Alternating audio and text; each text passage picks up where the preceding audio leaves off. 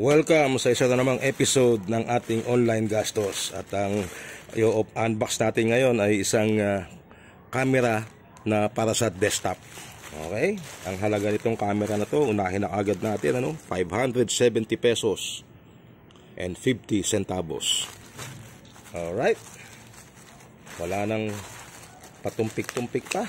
Wat-wati na agad yan. Makikita natin anong itsura nitong camera na ito para sa desktop. At dito, meron pang kasamang resibo. Ayan. Easy peasy. Nanggaling sa Easy peasy. Okay? 570 pesos and 50 centavos. Ayan. Alright. So, ito ngayon, buksan natin. Yung Easy peasy, kilala rin naman yan na na outlet sa Lazada. Ayan, pasensya na po sa ingay ha.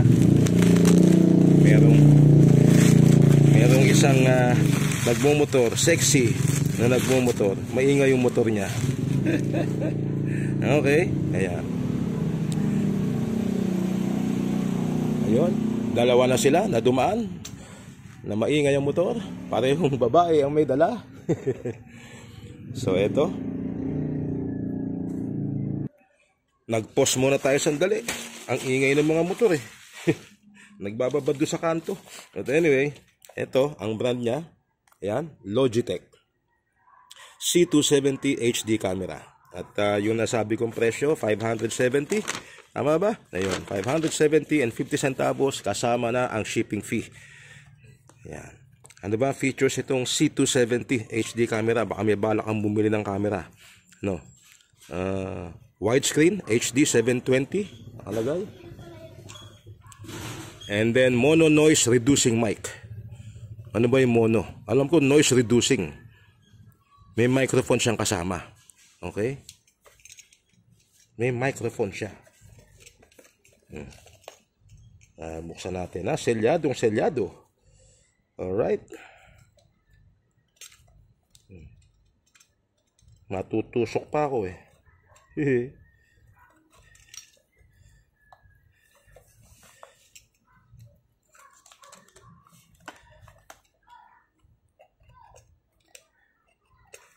Yan. Nawala tayo sa focus ng camera.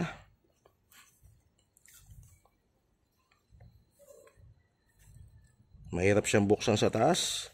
Kailangan putulin mo talaga itong mga to.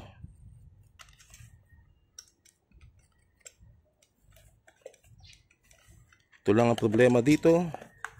Pero sa bagay, ito katunayan hindi pa nabubuksan. Alam mo Kawaldas, minsan mas gusto ko yung nabubuksan yung yung unit eh. Yung bang testingin muna nila bago dalin sa atin. Yun. Para sigurado tayo na umaandar. Sigurado tayo na walang sira. Pero ito, factory seal. May quality control naman ang mga factory. So, kaya siguro hindi na binubuksan ng seller. Supposedly, dumaan na yan sa testing ng factory. At ganito ang itsura. Yan. So, meron din siyang clip. Ito yung pinaka-clip niya. Yan. Yan ang pinaka-clip. Tanggalin din natin. Ito yung kanyang plastic. Ayan, So, talagang hindi pa nagagamit, Diba? Testingin muna natin. Siyempre, bago ko tanggalin yung mga plastic na yan, baka mamaya hindi gumagana. But anyway, pag naghahanap ka ng webcam, itong C270 HD ng Logitech 720p ang kanyang resolution. So malinaw na rin ito. Malinaw na rin siya para sa 720p. Hindi siya 1080 pero okay na rin yan. Alright. At dito, ayan, USB yung kabilang dulo niya. USB. So wala nang iba. Yun lang. For 570 pesos, ito yung itsura ng iyong Logitech C270 model na HD webcam. Alright. Yeah. So, very short video. Just to give you an idea, kung naghahanap ka ng webcam, subukan mo ang Logitech. Magandang klase ang Logitech. At hindi rin ganun kamahal. Yan ang kagandahan sa kanya. Alright?